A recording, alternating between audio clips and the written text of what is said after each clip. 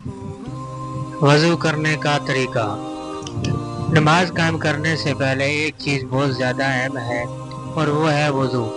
وضو کے بغیر نماز نہیں ہوتی اور وضو اسی طریقے پر کرنا چاہیے جو اس کے لیے مقرر کیا گیا ہے۔ وضو کرنے کا طریقہ یہ ہے: وضو کرنے کے لیے پاک و صاف پانی لے کر کسی پاک و صاف اونچی جگہ پر بیٹھنا چاہیے۔ اگر قبلہ کی طرف منہ کر لیا جائے تو اچھا ہے، ورنہ کوئی حرج نہیں۔ وضو شروع کرنے سے پہلے بسم اللہ الرحمن الرحیم پڑھیں، پھر دونوں ہاتھ گھٹنوں تک دھوئیں، پھر 3 مرتبہ کلی کریں، پھر مسواک کریں۔ مسواک کرنا سنت ہے، اس کے بہت سے فوائد ہیں۔ اگر مسواک میسر تو انگلی سے ہی دانت مل لیجئے، اس کے بعد 3 مرتبہ ناک میں پانی ڈالیے اور بائیں ہاتھ کی چھوٹی انگلی سے ناک صاف کیجئے۔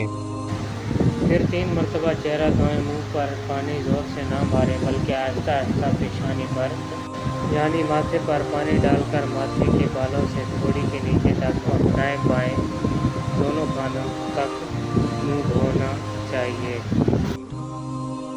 دھوئیں، پہلے دایاں ہاتھ 3 بار پھر بایاں ہاتھ 3 بار دھونا چاہیے۔